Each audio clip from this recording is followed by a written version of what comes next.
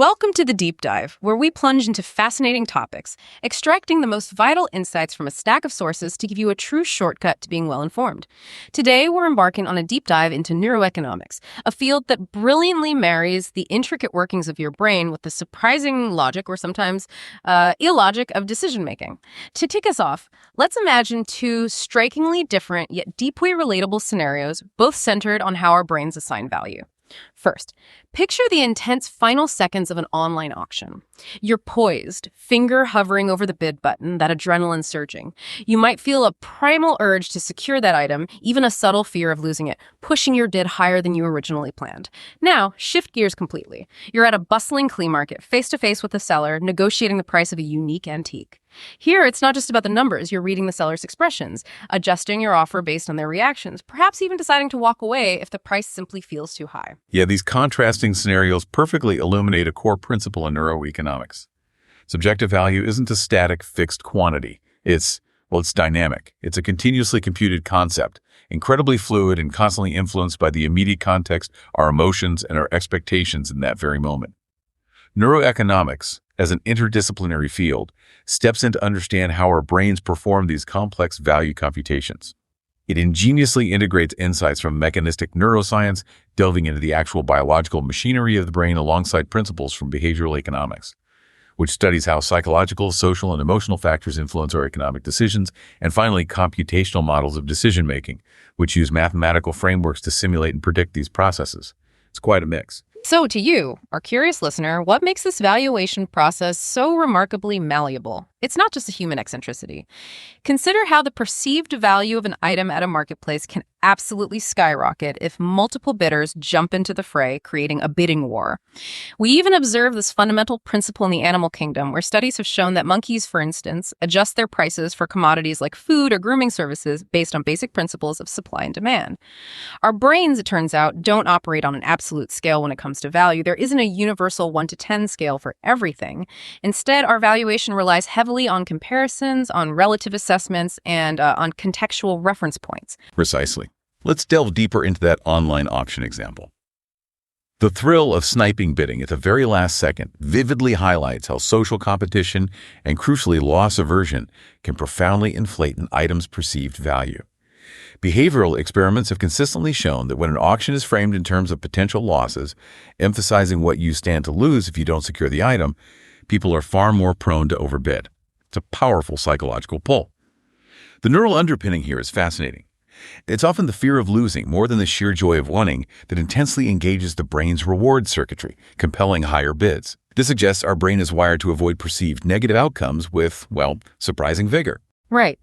And then there's the nuanced face-to-face haggling scenario. This is where the social element truly takes center stage. The immediate context of that direct interaction, any initial price anchor set by the seller, and subtle social cues can inflate or deflate your perceived value. You might approach a stall with an internal reference price for that antique, perhaps $20. But if the seller's opening bid is significantly higher, your brain might register that as an unfair offer, activating specific neural circuits associated with fairness. Conversely, if they offer it for much less than you expected, it could feel like a real bargain win, sparking a positive neural response. Exactly. It sets the stage perfectly. This sets the stage for our deep dive today. We're going to embark on a fascinating journey to explore exactly how different brain regions interact to compute subjective value. We'll investigate how context and learning are intricately incorporated into these neural calculations, and how sophisticated computational models, such as reinforcement learning and drift diffusion, are used to account for these dynamic processes. We'll also examine some foundational research that has truly shaped the field, and we'll conclude with a practical takeaway exercise for you to gain some powerful personal insight into your own valuation processes. It's about understanding the elegant, sometimes surprising logic of your own decision-making system. All right, let's unpack this with our first major section, diving deeper into those two core case studies, auction sniping versus in-person haggling, all seen through a neuroeconomic lens. In the realm of online auctions, you typically start with an initial willingness to pay, a kind of internal maximum bid. But as that countdown timer dwindles and you see other competitors entering the fray, new and powerful factors begin to kick in. The sheer time pressure itself activates arousal systems in your brain, releasing noradrenaline, which significantly heightens your attention and readiness for action. It's like your brain is screaming, "Pay attention, something important is happening." And that's not all. The moment a competitor places a bid, it triggers a palpable jolt within your brain's core reward and emotion centers, most notably the striatum and the amygdala. This neural response is akin to a sudden threat of loss, a visceral signal that something you desire might be snatched away. The culmination of these processes is often what we call auction fever, a rapid, often irrational spike in the subjective value you assign to the item at stake.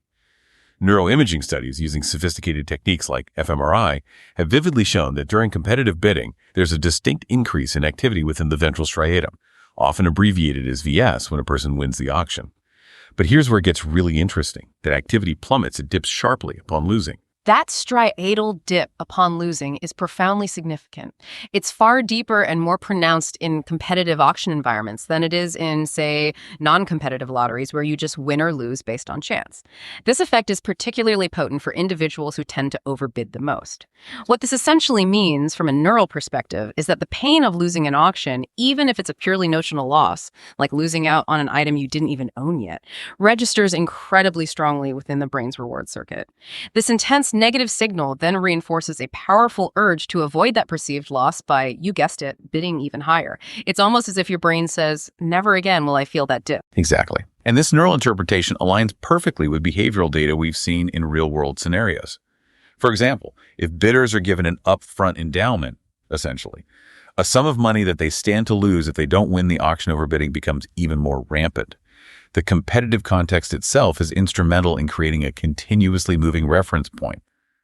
In this environment, not winning begins to feel less like a neutral outcome and more like a significant loss.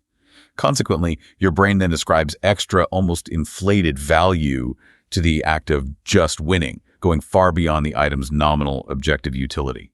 It's a remarkable psychological trick your brain plays on itself. Okay, that's a deep dive into the online auction dynamics. To quickly recap what we've covered in the first few minutes, auction fever seems primarily driven by an intense neural response to the fear of loss. That's vividly captured by that significant striatal dip when you don't win.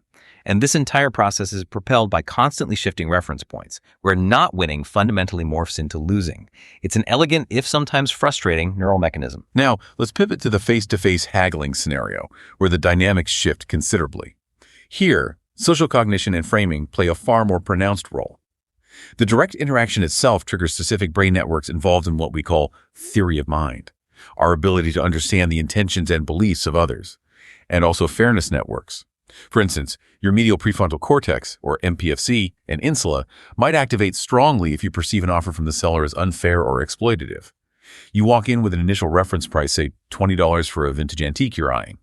The seller's opening price immediately sets a new, often higher reference point.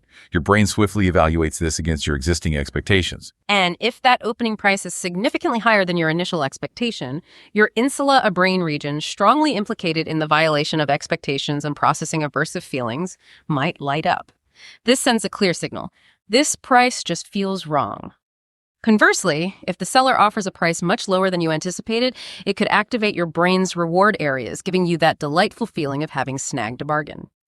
Haggling, by its very nature, is an iterative process. With each counteroffer exchanged, your brain is actively updating the subjective value of the entire deal, continually recalculating. It's like a sophisticated internal algorithm running in real time. Yes, and this is where reinforcement learning mechanisms come powerfully into play. You are, in essence, learning directly from the seller's reactions. If the seller makes a concession, say, dropping their price even slightly, your brain registers this as a positive reward prediction error. It's a subtle but positive signal that tells your neural circuits, aha, perhaps I can push a little further. End quote. On the flip side, a firm refusal from the seller might produce a negative error signal, effectively curbing your demands and prompting you to reassess your strategy. Your brain subconsciously adjusts your bids in a manner remarkably similar to how sophisticated adaptive learning algorithms fine-tune variables in a complex system. Indeed, research has shown that even relatively simple learning models can robustly explain bargaining behavior across a wide range of changing conditions. This highlights how, in personal negotiation, subjective value becomes an exceptionally context-contingent moving target, engaging not just the core valuation circuits, that is, how much do I truly value this item, but also intricate social and strategic circuits. What is the other person thinking and what are they likely to accept? That makes sense. This brings us back to a core theme that underpins everything we're discussing today. Valuation is not a static calculation. It's constructed on the fly, moment by moment. Your brain is engaged in an ongoing dynamic calculation, continuously influenced by prediction errors, those neural surprises when an outcome differs from expectation, as well as the immediate social context, and those ever-shifting reference points we discussed. So to synthesize this first section on auction sniping and in-person haggling, in competitive online auctions, subjective value surges primarily due to loss aversion, manifesting as that crucial striatal dip when you lose, which then drives overbidding by shifting your reference point to not losing. In contrast, in-person haggling heavily involves social cognition, engaging brain networks like the MPFC and insula to evaluate fairness and expectations iteratively. Both scenarios fundamentally underscore that subjective value is dynamic, constructed on the fly, and profoundly context-sensitive, revealing the adaptive nature of our neural valuation system. Great summary. For your flashcards or quick review, remember these key points from our first section. Auction fever is driven by loss aversion, leading to a noticeable striatal dip upon losing. Haggling involves social cognition, MPFC, insula, and iterative reinforcement learning. Subjective value is dynamic, constructed on the fly, and highly context-sensitive. The brain continuously updates value using prediction errors and shifting reference points. All right, let's move on to our next big question. We've seen how dynamic value is and how it's shaped by context. But how does your brain actually compare apples to oranges or the joy of a good meal to, say, a generous compliment? Economists have always wrestled with this idea of a common currency for value, a universal scale. What's the neuroscience telling us here? Is there really a single neural mechanism for valuing everything? This is truly one of the most profound and, elegant findings in neuroeconomics. Converging evidence from neuroscience indicates that there is indeed a central hub in the brain, the ventromedial prefrontal cortex, or VMPFC, which appears to encode precisely such a domain-general common currency value signal. Functional MRI studies have repeatedly shown that a wide array of rewards, whether it's cold hard cash, a delicious food item, pleasant sounds, or even social praise, all elicit activity in the VMPFC that is directly proportional to the subjective value of that reward. This strongly suggests that the VMPFC effectively maps these incredibly diverse goods onto a single common neural scale. Okay, think of it this way. The core insight here is that when scientists look at brain activity, they see a surprising consistency. A specific area, the VMPFC, lights up for all kinds of value, whether you're thinking about a delicious meal, a raise, or even a compliment. This isn't just a flicker, it's the brain's internal common currency signal, allowing it to weigh vastly different things on a single shared scale. A seminal meta-analysis conducted by Levy and Glimcher in 2012, which ingeniously combined data from 13 different neuroimaging studies, solidified this idea. They discovered that a specific subregion, the subgenual VMPFC-OFC, was consistently activated in relation to subjective value across an extensive range of reward types and decision tasks. This is, in essence, the neural embodiment of an economist's utility function, a common neural currency that grants your brain the astonishing ability to compare fundamentally unlike goods on the very same scale. What's particularly fascinating here is that the VMPFC's value signals don't just reflect objective quantities, they deeply reflect personal preferences. The activity in this region scales precisely with how much you personally value something, not merely its objective market price or intrinsic properties. For instance, if you prefer chocolate cake to strawberry cake, your VMPFC will exhibit a stronger response to the chocolate. This personalization aligns perfectly with the concept that the VMPFC is encoding subjective utility rather than some inherent objective property of the stimulus. The common currency hypothesis further makes a bold prediction. If two vastly different rewards are equally preferred, meaning you are truly indifferent between them, the VMPFC should respond to them with approximately equal activation. And indeed, studies have confirmed this. When people are indifferent between, say, receiving a specific amount of money and seeing a loved one happy, the VMPFC activation is remarkably comparable for both options. This implies the brain has successfully found an equivalence point on its internal value scale. Right. So while the VMPFC is clearly a star player, it certainly doesn't operate in isolation. It's an integral part of a much larger interconnected neural network. A significant 2014 meta-analysis by Clithero and Rangel confirmed this, showing that alongside the VMPFC, the ventral striatum, or VS, and the posterior cingulate cortex, or PCC, consistently co-activate during the computation of value across a wide variety of tasks. This broader network is thought to be responsible for integrating diverse sensory information, memories, and reward signals to construct that final, coherent value signal. The ventral striatum, in particular, often reflects the prediction of reward and is a critical target of dopamine neurons, a topic we'll definitely explore shortly.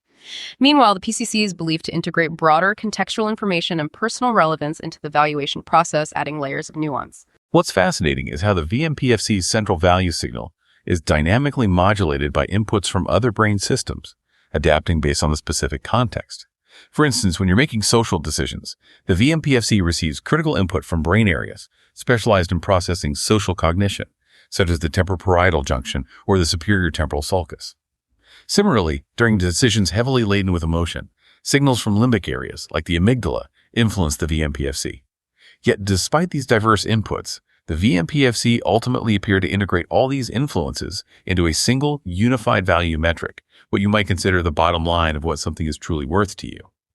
This domain general value coding has even been observed in contexts involving aversion. The VMPPC has been shown to encode the subjective value of avoiding unpleasant experiences, such as disturbing pictures, just as effectively as it encodes the value of obtaining rewards. Okay, so at about 10 minutes into our deep dive, let's quickly recap this vital section.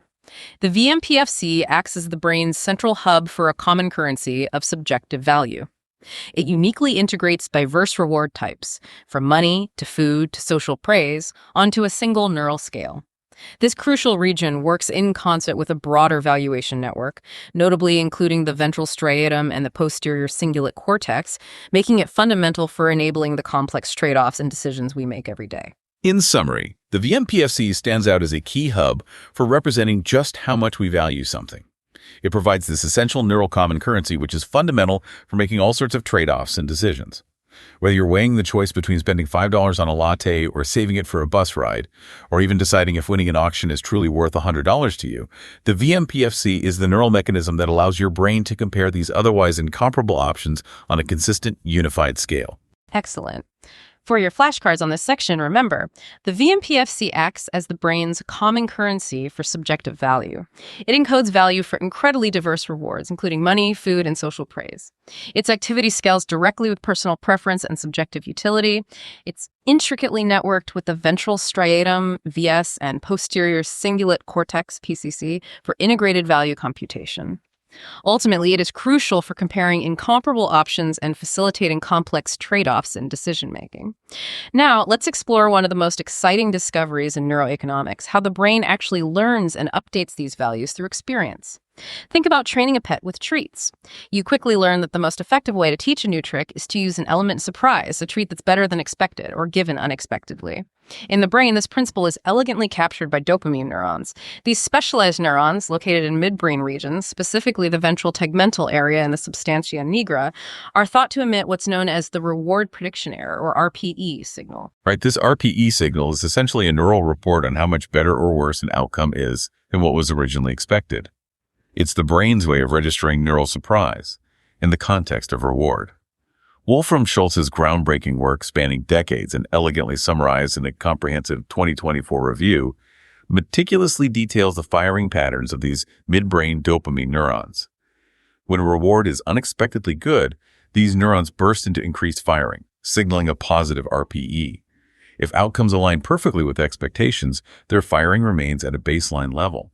However, if a predicted reward fails to materialize, or if it's less than expected, their firing dips sharply below baseline, indicating a negative RPE.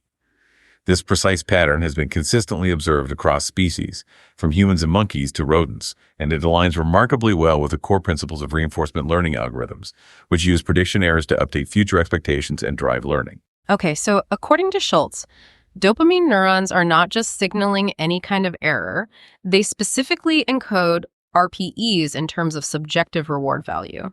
This makes them perfectly suited to drive reinforcement learning within the brain. When you receive more reward than you predicted, those dopamine neurons fire a rapid burst, that positive RPE. This burst serves as a powerful message to the rest of your brain. That was better than expected. And neural circuits, particularly in the basal ganglia, which includes the striatum we mentioned earlier, utilize this signal to strengthen whatever behaviors or cues immediately preceded that rewarding outcome. Conversely, if an expected reward is absent or disappointingly small, a dopamine dip, a negative RPE occurs. This tells the brain, that was worse than expected. Perhaps I should avoid or change something about my behavior. Over time, this elegant mechanism continuously fine-tunes our predictions, inexorably pushing us towards maximizing reward acquisition.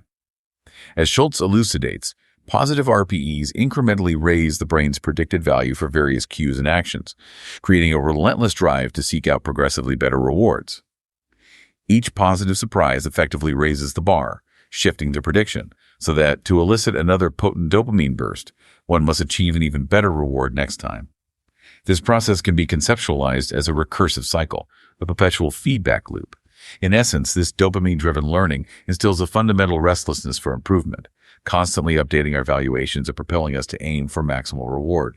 It's a remarkably powerful evolutionary mechanism, fostering exploration and ambition. Yet, as Schultz thoughtfully cautions, it also underlies the inherent risks of greed and persistent over-pursuit, always seeking the next high. That's interesting. And crucially, dopamine's RPE isn't just an all-or-nothing signal. It's intricately scaled to utility.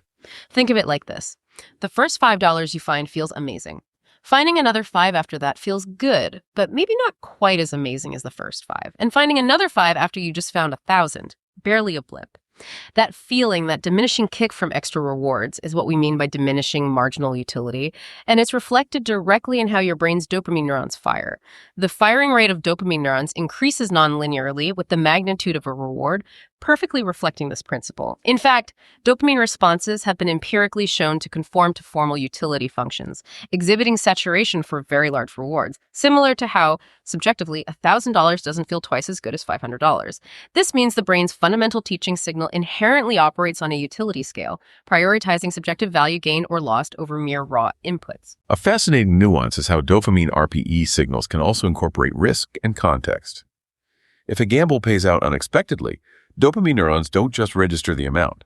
They factor in how surprising that amount was, given the odds effectively coding a probability-weighted surprise. This will later connect to prospect theory, which we'll discuss soon. For now, it's important to note that RPE-like signals aren't confined solely to dopamine neurons. They're also observed downstream in other brain regions. For instance, the ventral striatum, which receives significant dopamine projections, exhibits RPE-like bold signals in fMRI studies. Similarly, parts of the VMPFC and even the amygdala in certain sensory areas can display RPE signals under specific task conditions. These are considered downstream expressions of the primary teaching signal originating from those core dopamine neurons.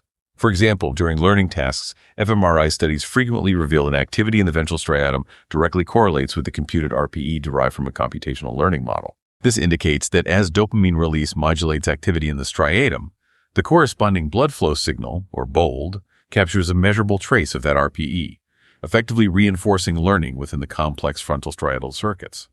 Right. To help you visualize this learning process, imagine a dynamic feedback loop. A better-than-expected reward triggers a surge in dopamine, which we can think of as a positive RPE. This causes your brain to update its expectations for that reward, essentially raising the bar. Now, to get that same surge of dopamine next time, you need an even bigger reward. Conversely, if a reward is worse than expected, dopamine activity dips, a negative RPE, and your brain lowers its expectations, making it easier to be positively surprised by smaller rewards in the future. This continuous recursive loop driven by dopamine is what pushes your brain to constantly seek and adapt towards maximizing rewards. So we're at about 15 minutes into our deep dive, and it's clear dopamine acts as the brain's crucial surprise signal for reward. It causally drives reinforcement learning through those precise positive and negative prediction errors, and remarkably, its responses are non-linearly scaled to subjective utility. This ensures the brain is constantly learning, adapting, and striving for what it perceives as the most valuable outcomes. It's a fundamental neural engine for our motivation. The causal role of dopamine is vividly demonstrated in classic learning experiments. Animals, and even humans, will actively work to self-stimulate their dopamine neurons, often by pressing a lever to receive a burst of dopamine release. They're essentially hijacking this core RPE system because it feels inherently rewarding. More recently, cutting-edge optogenetic studies where researchers can precisely turn dopamine neurons on or off using light further cement this understanding. Artificially inducing dopamine bursts can make an animal behave as if it just received a real reward, powerfully reinforcing whatever action it had just performed. Conversely, silencing dopamine neurons during an expected reward causes the brain to register a significant negative RPE, leading the animal to learn less effectively or even avoid the associated cues. These findings conclusively prove that phasic dopamine signals are indeed causal teaching signals for learning value. In practical terms, consider every outcome you experience, winning or losing that auction, receiving a counteroffer, and haggling. In each instance, your dopamine neurons are generating these subtle reports of better or worse than expected, which your VMPFC and striatum then actively use to update how much you value the choices that led you to that moment. Okay, for your flashcards on this section, note these critical takeaways. Dopamine neurons in the VTA and substantia nigra emit reward prediction errors, RPEs. Positive RPEs, better than expected, strengthen behaviors. Negative RPEs, worse than expected, lead to avoidance. Dopamine RPEs drive a powerful, recursive learning cycle, continuously updating an organism's value predictions. Crucially, dopamine responses are scaled non-linearly to subjective utility, reflecting diminishing marginal utility for larger rewards. Ultimately, dopamine provides a causal teaching signal that underpins reinforcement learning in the brain. So we've established that the VMPFC processes value and dopamine teaches value. Now, let's talk about context. Value, it turns out, is profoundly relative, not absolute. We rarely evaluate things in isolation. Instead, our brains are constantly making comparisons, influenced by the surrounding environment. Behavioral economics perfectly captures this with Daniel Kahneman and Amos Tversky's groundbreaking prospect theory, which posits that outcomes are judged as gains or losses, not by their absolute final state, but critically relative to a specific reference point. And neurobiologically, we see this relative valuation in how individual neurons gracefully adjust their responses based on the current context or the range of values present in the environment. A striking example of this comes from single neuron recordings in the orbitofrontal cortex, or OFC, which is a close functional cousin to the VMPFC. Pedoschioppa and colleagues famously found that OFC neurons encoding the value of various offers would actually rescale their firing patterns depending on the range of values available in that particular session. Think of it like your brain having an automatic volume control for value. These neurons don't just register an absolute number, they rescale their activity to fit the current situation. If there's a big range of options, they adapt to efficiently represent all of them, much like how a camera adjusts its exposure to capture detail in both bright and dark areas. Okay, so in more technical terms, these neurons exhibit what's called range adaptation. Their tuning slope is inversely proportional to the range of values in the current context. This is essentially the brain employing a relative coding scheme, ensuring that neural activity is spread out optimally to discriminate between all the available options, even if the overall stakes or magnitudes change dramatically. What's intriguing is that this adaptation occurs in parallel for different categories of goods. Neurons encoding, say, apple juice, adapt independently to the range of apple juice quantities separate from grape juice. And while these individual neurons adapt, the downstream decision circuit seems to intelligently correct for these shifts, ensuring that your overall choices remain consistent. But why would the brain go through all this trouble to adapt if it's just corrected later? The reason, rooted in efficient coding principles, is that by utilizing the full dynamic range of firing for the available options, the brain can maximize the informational payoff from its neural resources. Recent studies have indeed confirmed that such range adaptation in value coding neurons directly maximizes the expected payoff from decisions, leading to improved performance for the organism. In essence, value signals are profoundly reference-dependent. The neural zero point and the span of value can fluidly shift with context, ensuring that we remain acutely sensitive to the differences that truly matter in the moment. This is a highly efficient design. Reference dependence is also strikingly evident in how our brains process gains versus losses. For most people, losses simply loom larger than gains. This is the well-known behavioral phenomenon of loss aversion. Neurally, this manifests as asymmetrical responses. Losing, say, $100 often produces a significantly greater change in brain activity than gaining an equivalent $100. Brain regions like the amygdala and the insula, which are deeply linked to processing aversive experiences, may activate far more strongly to monetize monetary losses, while increases in VMPFC and striatal activity for gains might appear comparatively modest. Let's revisit our auction example through this lens. In a competitive auction, your brain's reference point isn't just about the item's inherent worth. It might fundamentally shift to not losing to the other bidder. When you do lose the item, the sharp drop in striatal dopamine activity is registered as a neural loss, a painful signal that often far outweighs any gain that would have been recorded for a comparable win. This neural asymmetry provides a powerful explanation for why people, when framed in terms of potential loss, bid irrationally high. The reference point is shifted to that $15 is mine unless I lose it, so the act of losing feels viscerally painful and therefore something to be avoided at a very high cost. Our neural valuation circuitry, particularly the VMPFC, definitely integrates these reference-dependent effects. Its value signal can shift its baseline depending on recent outcomes. For instance, after a streak of successes, not receiving a reward might register as a surprisingly significant loss of utility rather than a neutral outcome. Similarly, reward prediction errors are, by definition, computed relative to expectations, and those expectations serve as a continuously moving reference point, dynamically set by dopamine-driven learning. Right. To illustrate this, imagine you usually get $5 tips. If today you received exactly $5, your dopamine neurons would likely register baseline, no big deal. However, if you received $10 of positive surprise, you'd get a noticeable dopamine burst. But if you only received $1 in negative surprise, you'd experience that familiar dopamine dip. So even dopamine RPEs are inherently context-dependent. They're effectively zeroed at your current prediction, which serves as your shifting reference point. So we're approaching 20 minutes into our deep dive, and we've firmly established that the brain encodes value relatively constantly calibrating to its environment. This is strikingly illustrated by range adaptation in the orbitofrontal cortex, the clear neural basis of loss aversion, and how even dopamine reward prediction errors are inherently context-dependent, always evaluated against a moving baseline of expectation. And beyond these, there are other fascinating forms of contextual scaling. Our brains don't just value items in isolation, they contain relative preference circuits.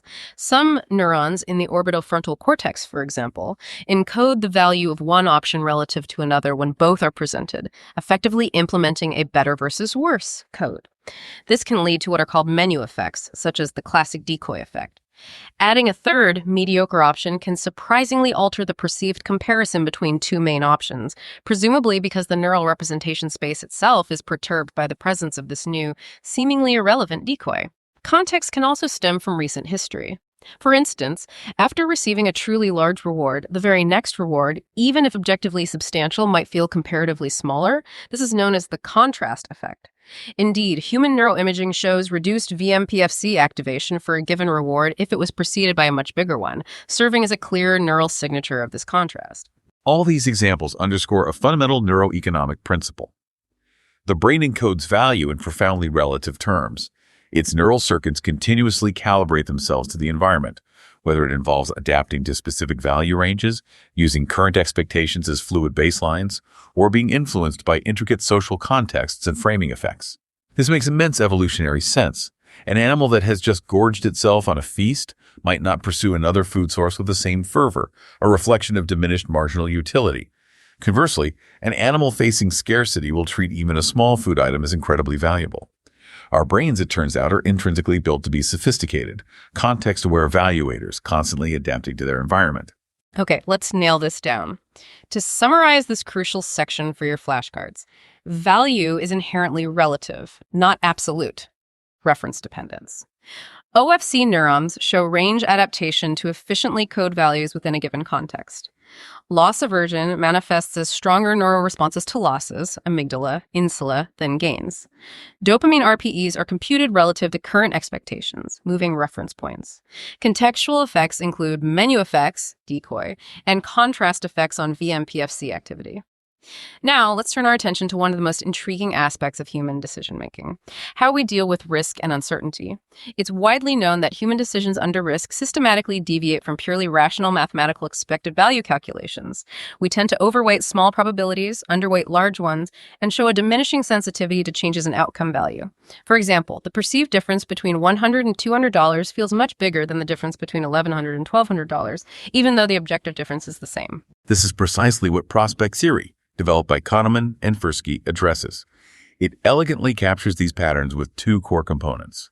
First, a nonlinear value function, which is typically concave for gains, meaning the subjective benefit from each additional dollar diminishes, convex for losses, meaning the pain from each additional dollar lost increases but at a decreasing rate, and features a sharp kink at 0.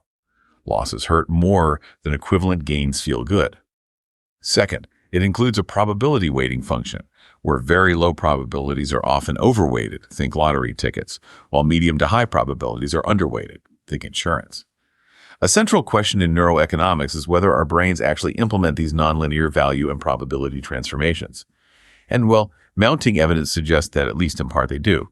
Firstly, the subjective value function, or utility curve, appears to be directly reflected in neural coding. As we discussed, dopamine neuron activity increases nonlinearly with reward magnitude, perfectly consistent with diminishing marginal utility. Schultz's work explicitly shows that dopamine firing patterns are a better match for a utility function than for a linear function of reward amount. So what this means, conceptually, is that a dopamine neuron in your midbrain effectively thinks that the subjective jump in value from $0 to $50 is far more significant than the jump from $50 to $100, beautifully paralleling how we, as humans, subjectively feel about increments of money. Similarly, in fMRI studies, researchers find that bold signals in the VMPFC and striatum exhibit a concave relationship to monetary gains. For instance, in one study, VMPFC activation for gains leveled off as the amounts became very large, mirroring that classic utility curve rather than a straight linear progression. This neural coding of utility forms the biological basis for why we are typically risk-averse when it comes to gains. The additional happiness derived from an extra dollar continuously shrinks, making a guaranteed medium reward feel more valuable than a risky high reward, even if both have the same mathematical expectation. It's a rational response to a nonlinear internal experience. Exactly. And what's truly fascinating is how the dopamine system itself seems to integrate risk into its signaling. In a significant 2024 report, Schultz demonstrated that dopamine responses can reflect a kind of utility prediction error.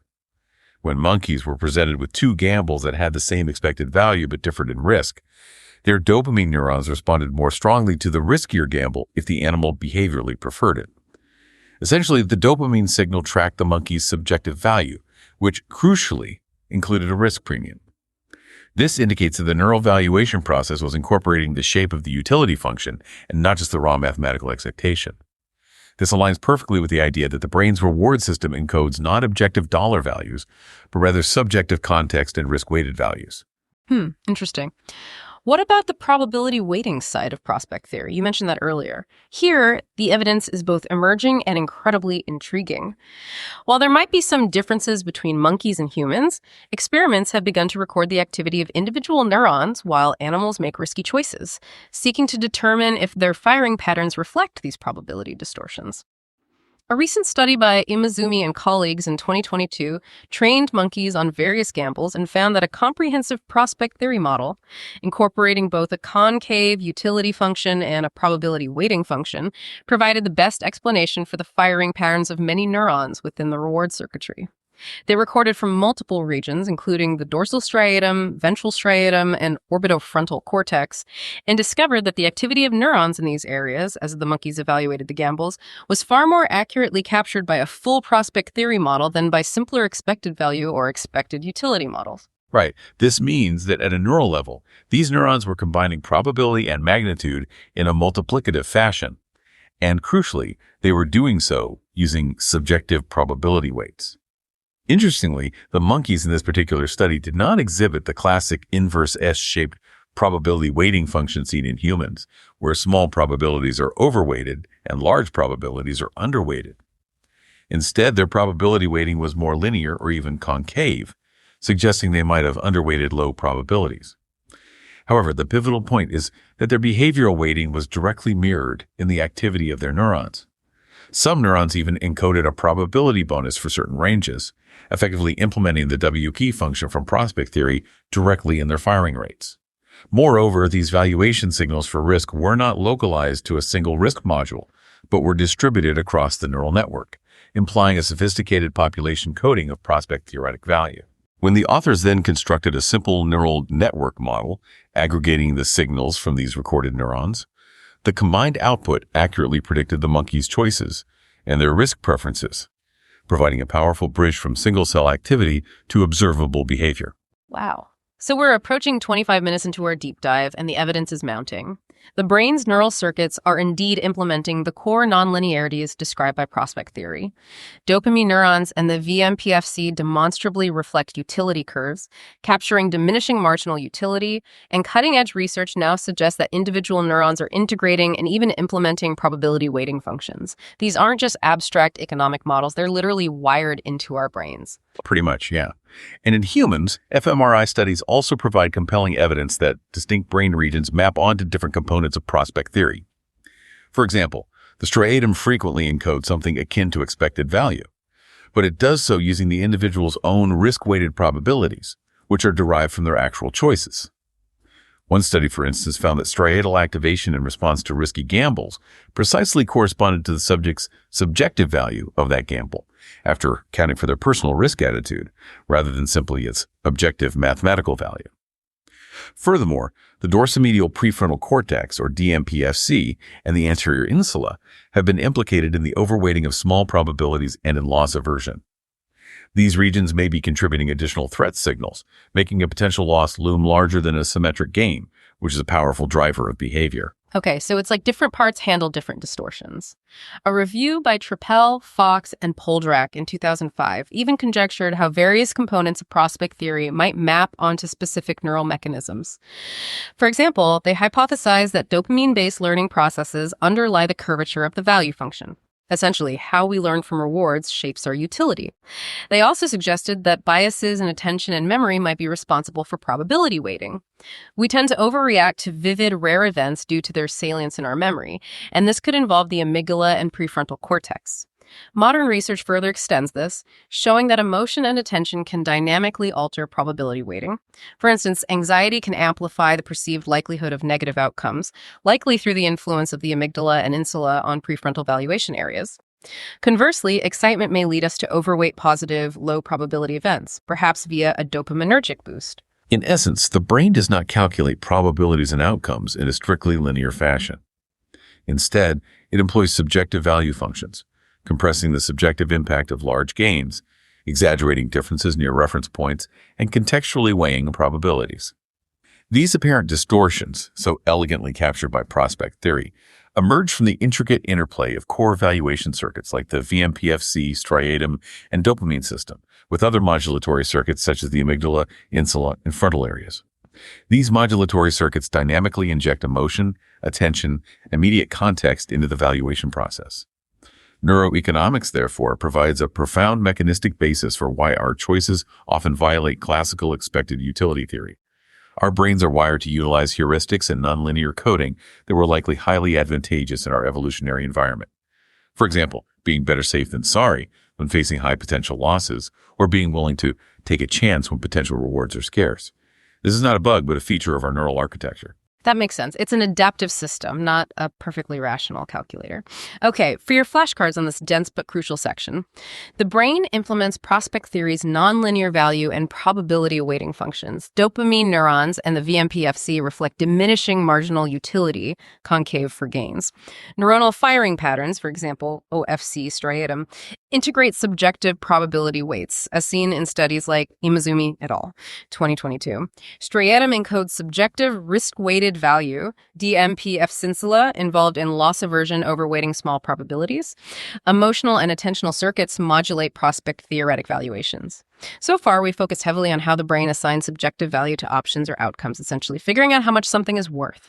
But decision-making involves an additional critical step, taking those value representations, like when your VMPFC assigns an 8 out of 10 to option A and a 6 out of 10 to option B, and actually making a choice. How does your brain bridge that gap from internal valuation to concrete action? Research suggests this process often involves an accumulation to bound mechanism, which is frequently modeled by what are called drift diffusion models, or DDMs. Exactly. In a drift diffusion model, a decision unfolds by gradually accumulating evidence, or in value-based contexts, the difference in value, for one option over another until that accumulated evidence reaches a predefined threshold or bound.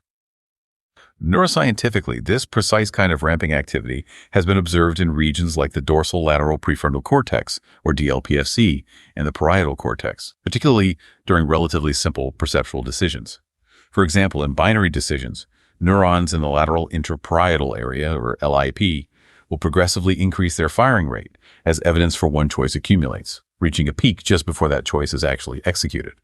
In the context of value-based decisions, such as choosing between two snacks, a very similar accumulation process appears to occur, where neural signals proportional to the value difference between the options are integrated over time, creating a clear winner signal. And one compelling hypothesis, known as the attentional drift diffusion model, proposes that your attention can actually tilt the drift. If you spend more time fixating on option A, your brain consequently accumulates more evidence in favor of A's value for a longer duration, thereby increasing its probability of being chosen. Studies combining eye tracking with neuroimaging, notably by Krajbic and Rangel in 2011, have provided strong support for this. People do tend to choose the item they fixate on last, and a DDM that incorporates gaze patterns accurately fits their observed choice behavior. In this intricate dance, the VMPFC likely provides the momentary value evidence for each option, while those parietal and prefrontal circuits perform the critical accumulation and comparison. Indeed, some fMRI studies even suggest that the VMPFC doesn't just encode the individual values of each option. It may also compute the difference between those values when you're in the midst of making a choice. Right. And as the evidence for one option accumulates and eventually hits that decision threshold, activity in motor preparatory areas, such as the motor cortex for physical actions or the superior colliculus for eye movements, suggests that the brain commits to the action associated with the winning option. Furthermore, decision difficulty and the time it takes to decide are tightly correlated with neural signals. If two options are nearly equal in subjective value, people predictably take longer to decide. And neuroimaging studies reveal prolonged activity in core decision circuits, including the VMPFC and frontal poles during this period of deliberation. The fascinating concept of breaking ties when values are closely matched might involve secondary brain systems.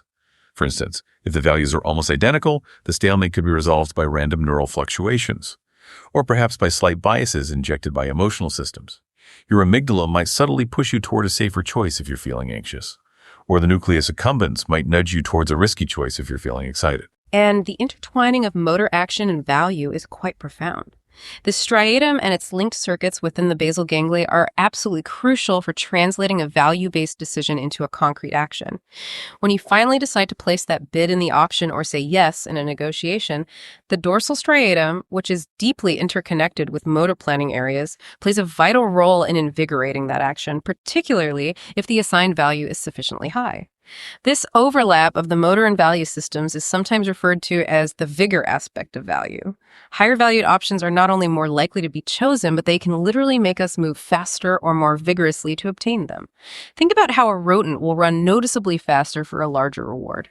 Once again, dopamine emerges as a key player here as it modulates the striatum to energize behavior in direct proportion to the expected reward. Finally, it's vital to remember that decisions are rarely made in the sterile vacuum of one's own brain. Social context and internal states can profoundly influence the final choice. The mere presence of an observer, ingrained cultural norms, or even your current mood can effectively add a bonus or a penalty to the subjective values of your options. These modulations are often mediated by specific brain regions, such as the orbitofrontal cortex for social reward or the broader serotonergic system for regulating mood. Consider, for example, the act of choosing to donate money. This decision not only activates the VMPFC, reflecting the value of warm glow altruism, but it also engages the social reward system, particularly the striatum, because it feels inherently rewarding to be appreciated for generosity. In contrast, making a choice when under significant stress might engage the insula, subtly shifting your decision-making processes towards more habitual or seemingly safer options, demonstrating the remarkable plasticity of our evaluation system. Right, so we can conceptualize the brain's decision circuit as a sophisticated multi-input comparator. It takes all those meticulously computed subjective values, integrates any biases stemming from emotions or social factors, then runs a rapid competition, that accumulation process between the available options, ultimately triggering a choice once one option's evidence definitively wins out. Understanding these intricate decision mechanisms doesn't just answer a core neuroscience question of how do brains decide, it also has incredibly practical implications. signals. It can help explain quirks like why we might impulsively choose a smaller, sooner reward when under time pressure or emotional duress, perhaps due to insufficient time for full evidence accumulation, or an immediate push from the amygdala for instant gratification. It also illuminates why framing effects, like presenting options as gains versus losses, can literally slow down our decisions, causing more oscillation between values before a clear threshold is reached. Okay, let's recap this section on decision-making for your flashcards. Decision-making follows an accumulation to bound process, drift diffusion model. DLPFC and parietal cortex, LIP, accumulate evidence value differences. Attention, gaze, can bias accumulation and choice. Striatum and basal ganglia link high value to vigorous action, vigor aspect. Social context, mood, and emotion significantly modulate final choices. Now, let's take a moment to shine a spotlight on some of the key research and interpretations that have truly shaped our understanding of neuroeconomics. These foundational works provide the intellectual scaffolding for everything we've discussed today. Absolutely. First, Wolfram Schultz's seminal work, particularly his comprehensive 2024 review in PNAS, synthesizes decades of research on dopamine RPEs. A truly notable insight from this body of work is the concept of dopamine-driven recursive improvement. Schultz explains that each learning step mediated by dopamine effectively raises our expectations. This creates a scenario where only progressively better rewards will elicit further dopamine bursts, leading to a relentless recursive chase toward maximal rewards. He powerfully frames dopamine RPEs as a causal mechanism for reward maximization in biological agents, which, while obviously beneficial for daily life and evolutionary selection, also carries the inherent risk of inducing restlessness and what we perceive as greed.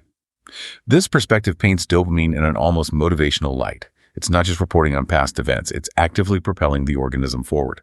Schultz's review also underscores that dopamine neurons specifically encode subjective value RPEs, beautifully bridging the gap between abstract economic utility theory and the concrete realities of neurophysiology. In essence, this work translates formal reinforcement learning theory into an explanation for messy, real-life human behavior, elucidating, for example, why we often feel a persistent, almost insatiable drive to achieve more. Our brains are literally tuned to seek the next unexpected reward. Right, that recursive chase idea is powerful. Then we have the incredibly influential 2014 meta-analysis by Clithero Rangel and John Clithero. This comprehensive work synthesized data from numerous fMRI studies on valuation, providing a robust, data-driven wiring diagram of the brain's value computation network.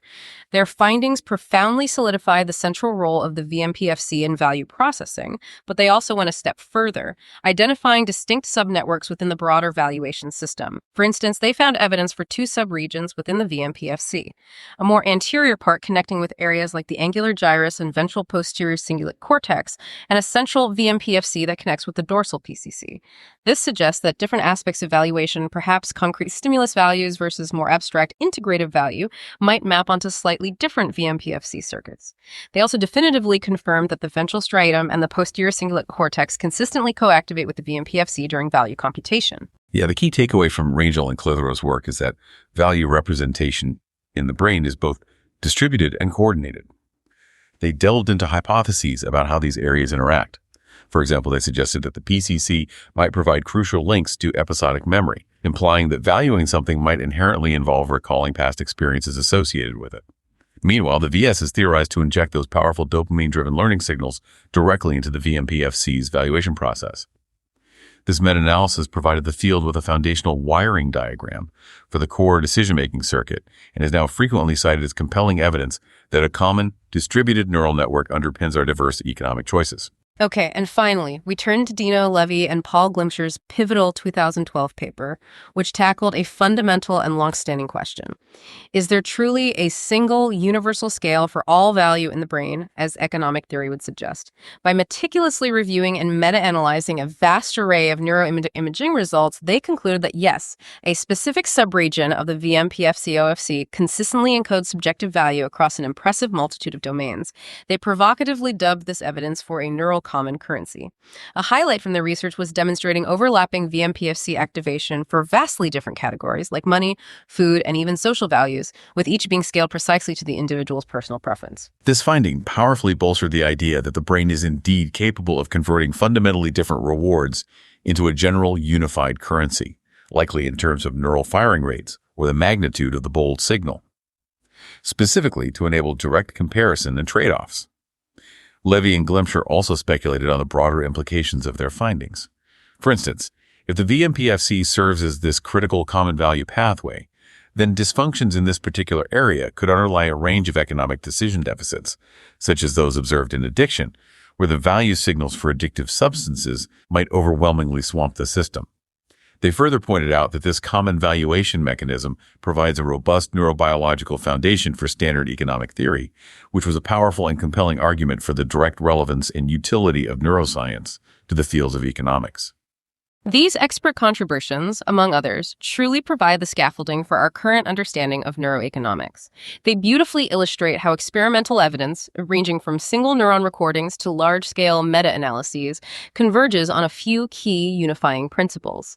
The existence of a common valuation circuit within the VMPFC and ventral striatum, the critical role of dopamine-driven reward prediction errors in teaching and energizing the system, and the pervasive context-dependent modulation of value coding. By critically analyzing such primary texts, we not only gain factual knowledge, but also witness the fascinating evolution of ideas within this dynamic field. For instance, moving from the simple notion that VMPFC equals value to a much richer, more nuanced picture involving intricate subnetworks and modulators, or from a basic understanding of dopamine equals reward to the sophisticated insight that dopamine equals RPE, perpetually driving the pursuit of better rewards. Absolutely. And understanding the neuroeconomics of valuation isn't just an academic exercise confined to the ivory tower. It offers profound personal insights. Each of us possesses a unique value landscape shaped by the intricate workings of our brains. These landscapes are characterized by distinct peaks, things we highly cherish, valleys, things we instinctively avoid, and crucially, distortions, those inherent biases like loss aversion or the tendency to overweight the slim odds of a lottery win. So, as a practical takeaway, we invite you, the listener, to engage in a personal value sketch exercise. Here's how it works. First, identify a recent decision you made where you had to genuinely weigh pros and cons. Maybe it was a significant gadget splurge, or perhaps something simpler like how you chose to spend your weekend. Jot down the options you considered. Second, map the influences. For each option, list all the factors that weighed on your mind, which were explicit values like price, quantity, or time commitment, and which were more implicit or emotional like, I'll feel left out if I don't go, or I really love how this looks.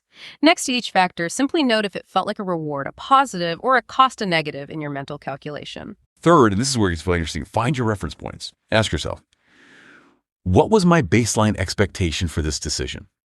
For example, if you were debating buying a $300 gadget, was your reference point a cheaper $200 alternative, which made the $300 gadget feel expensive? Or was it a fancier $500 model, making the $300 option seem quite reasonable? Recognizing your reference helps explain your initial inclination. You might even realize, I was willing to pay more at that online auction because subconsciously I expected to lose it. My true reference point was the pain of losing, not the item's intrinsic value. Right. Fourth, intentionally look for any distortions. Reflect on those cognitive biases we discussed. Did you overweight a small probability, like telling yourself, this lottery ticket might hit big? Did you give extra weight to avoiding a loss like, I really didn't want to lose that $15 in the auction, so I overbid impulsively?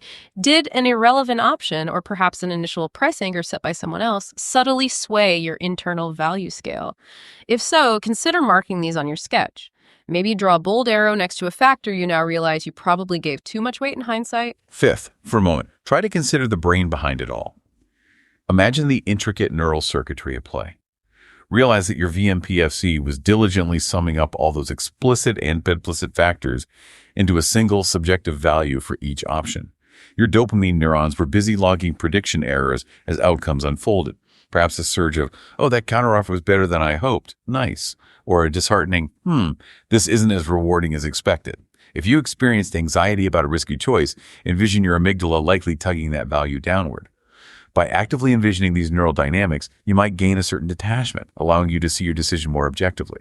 You might think, my brain was really amplifying the value of avoiding regret. That's why I leaned in that particular direction. And finally, as a powerful concluding step, try to resketch your decision from the perspective of a perfectly rational economist.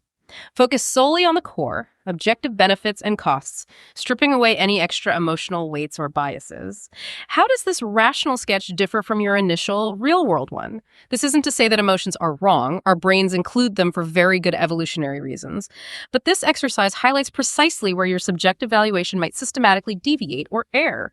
For example, you might clearly see that I placed way more value on avoiding the fear of missing out than on the actual enjoyment I would have gotten from the event itself. Yeah, by regularly performing this value sketch, you are practicing a powerful form of metacognition about your own valuation process. You'll begin to recognize recurring patterns. Perhaps you're consistently loss-averse, avoiding losses even when a gamble might mathematically be worth it. Or maybe you heavily favor immediate rewards over future ones, a clear sign of steep temporal discounting in your personal valuation system. These patterns are not arbitrary. They are profound reflections of your unique neural settings, your dopamine-driven learning history, your serotonin-regulated impulse control, and so forth. While we can't easily rewire our brains overnight, simply being aware of these systematic biases can significantly improve your decision-making. The next time you find yourself in a competitive auction or a delicate negotiation in life, you might catch yourself in the moment. Is my competitive streak, that striatal rush, causing me to overvalue this? You can then actively reground your reference point, perhaps by considering an alternative use of your money or time, effectively recalibrating your neural scale, much like an experimenter resets the context for a monkey in a lab. So, in closing, the neuroeconomics of valuation teaches us a profound truth. Every single choice we make is a result of a rich, dynamic interplay between various brain regions, assigning value via the VMPFC, learning from surprises through dopamine, and constantly bending those values under the influence of context and emotion. Value isn't some fixed entity out there in the world waiting to be discovered. It is unequivocally constructed inside our brains. By understanding the intricate mechanisms of that construction, we gain not only deep scientific knowledge, but also invaluable practical wisdom to make better decisions in our daily lives. Like the savvy auction bidder who understands when their own excitement is biasing them, or the astute negotiator who senses when their initial reference point might be skewed, we can apply these neuroeconomic insights daily. The next time you find yourself grappling with a tough decision, take a moment to remember your brain's remarkable valuation toolkit, that VMPFC, computing a common currency, dopamine teaching you through prediction errors, and context subtly framing your perspective. Perhaps even take a moment to sketch out the forces at play. In doing so, you will be using neuroeconomic insight to navigate your own life's choices with a newfound clarity and control.